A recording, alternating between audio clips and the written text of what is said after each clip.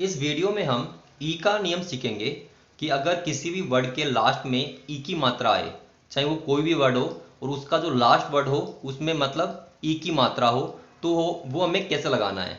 जैसा कि आपको पता है कि अगर आप कोई भी वर्ड लिखते हो स्टेनो के अंदर, अगर आपका हाथ बार बार उठता है तो आपकी स्पीड कम होती है। जैसे कि आपने लिखा कमी, तो कै लिखा, मैं लिखा और आप ई की मात्रा लगाओगे, तो इसमें क्या होता है कि अगर आपका हाथ उठा तो आपकी स्पीड कम हुई।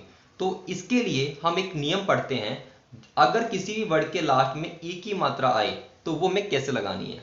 जैसे कि हम इसी वर्ड को लेते हैं कि लिखा कै मैं, तो आपको ई के लिए ऐसे लगाना पड़ेगा। जैसे कि वर्ड आ गया जगी, तो आपने जय बनाया, गै बनाया और ये लगा दिया, तो ये कब पढ़ेंगे, जय हो गया और ये गी है, गै तो है ही और ई के लिए हमने ऐसे लगा दिया, तो इससे आपका हाथ बार बार उठेगा नहीं। अब ये वर्ड लगाना कैसे है, ये कुछ लोगों को ये लगाने में दिक्कत आएगी।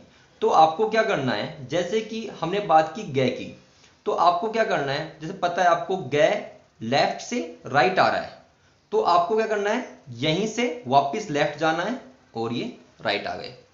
इसी प्रकार से आपने लगाया मैं के अंदर, तो मैं बनाया, मैं में भी कहां से आया, ऊपर से आ रहा है, तो आपको वापस ऊपर जाना है और ये नीचे आना है। इसी प्रकार से अगर आपको बाय चांस मान लो लिखना है सही, तो आपने सह बनाया, ये है बनाया, अब ये है कहां से आ रहा है, नीचे से आ रहा है, तो आपको वापस नीचे जाना है और ये ऊपर जाना है, तो हो गया सही। इसी प्रकार से कुछ और भी वर्ड है,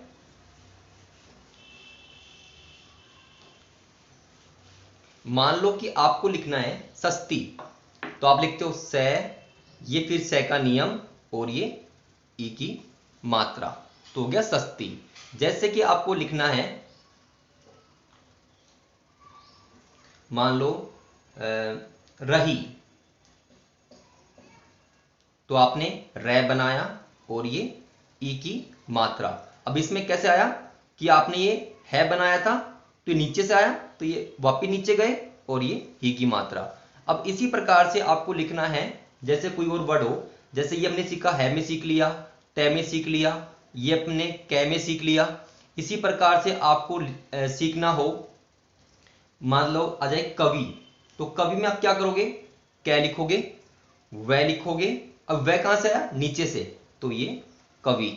और अगर आपको यह के अंदर ये नियम लगाना हो तो आप क्या करोगे, यह लिखोगे, अब यह कहां से आया, नीचे से आया, तो नीचे से जाओगे वापिस यह में। अगर किसी वर्ड के लास्ट में यह मतलब ये आए, यह में ई की मात्रा आए तो। इसी प्रकार से अगर किसी और वर्ड में ई की मात्रा आए तो आप कैसे लगाओगे,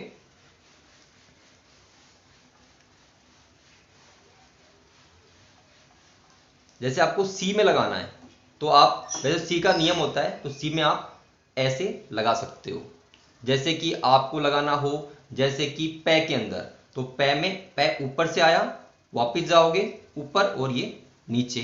और आपको टै में लगाना हो तो टै लिखा, ऊपर गए नीचे आया। जैसे कि आपको चै में लिखना हो, मान लो आ जाए ये चै, ऊपर गए नीचे आए। इसी प्रकार से अगर आपको लिखना हो रै के अंदर, तो रै लिखा, अब रै कहां से आया, नीचे से, तो नीचे जाओगे और ये ऊपर गए। तो ये आपका ई का नियम है कि अगर किसी भी वर्ड के लास्ट में ई की मात्रा आए तो आपको कैसे लगाना है, चाहे वो ई की मात्रा छोटी हो चाहे बड़ी हो, वो तो आपको खुद को डिसाइड करना पड़ता है किस किस वर्ड में छोटी आती है, किस में बड़ी आती है, तो आप ये लगा सकते हो। लेकिन इसमें एक चीज होती है कि आप बोलोगे ये तो पै का भी नियम है, लेकिन जो पै का नियम है वो ओनली शुरू के अंदर आता है। मतलब कि ये आप जो लगाते हो ये ओनली शुरू में, ये पक हुआ, ये ओनली शुरू में आता है, तब ये पै का नियम है। अगर ये लास्ट में आ रहा है तो ये ई की मात्रा है।